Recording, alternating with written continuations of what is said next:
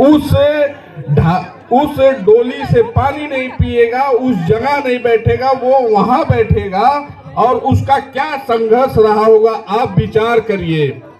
क्या आपको कष्ट नहीं होता होगा? मैं कोई नहीं हूं इस गांव का, और मेरे घर के बगल में आपका घर नहीं है, ना तो मेरा घर आपके बगल में है।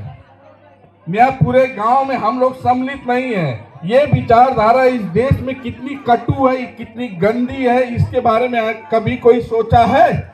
नहीं सोच सकता है, लेकिन इसके बारे में सोचना चाहिए। लेकिन हम आप अपने महापुरुषों के प्रति इसलिए नतमस्तक हैं कि कम से कम ज्ञान मिला, भगवान मिले, संविधान मिला, ज्ञान मिला, भगवान मिले, संविधान मिला। इस औचित्य से अपने मन मस्तिष्क को विचार करके प्रहरी बनाइए अपने दिमाग को। और प्रहरी दिमाग कब बनेगा? जब आप इन पे ध्यान देंगे। अपनी पूरी पसीना गाड़ी कमाई का खर्च जब इन उत्तराधिकारियों को देंगे, जब इनको अच्छी शिक्षा देंगे, जब ये पल्लवित होंगे, पुष्पित होंगे, बड़े होंगे, तब जाके ये समाज से लड़ेंगे। अभी तक आपने भले वो बढ़ी ना बुढ़िया, मुझे पहचानती होंगी, ठीक है ना? वो उनसे पूछिए, वो मजदूरी हमरे खेते में, मतलब इस गांव में सभी आज भले मजदूर ना मिल रहे हो, लेकिन यहाँ तो हम पूरा खेत काटत रहा। गलत नहीं है, ये झूठ नहीं, ये सच है। मैं बचपन में देखा हूँ। आज कुछ जागरूकता आई, लोग बाहर गए, पैसा कमा रहे हैं, लेकिन मैं ये चाहता हूँ कि इससे बेहतर जीवन तब होगा जब आप और जागरूक होंगे। उसके लिए किताब चाहिए, लोग पढ़ें लिखें। यही भगवान ने, अंबेडकर जी ने यही कहा था कि शेरनी का दूध वही जो पिएगा वही शेर बनेगा, वही दहाड़ेगा, ठीक है?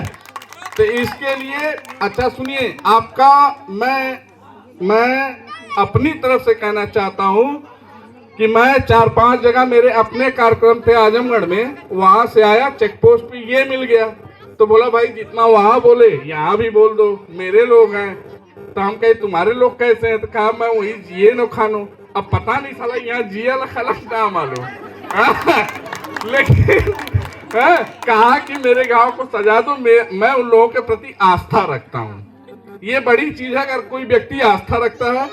और मैं डीएवी कॉलेज में बोला हूँ, उसके बाद मैं गया था चक्रपानपुर, वहाँ बोला हूँ, मतलब 4-5 जगह बोला हूँ।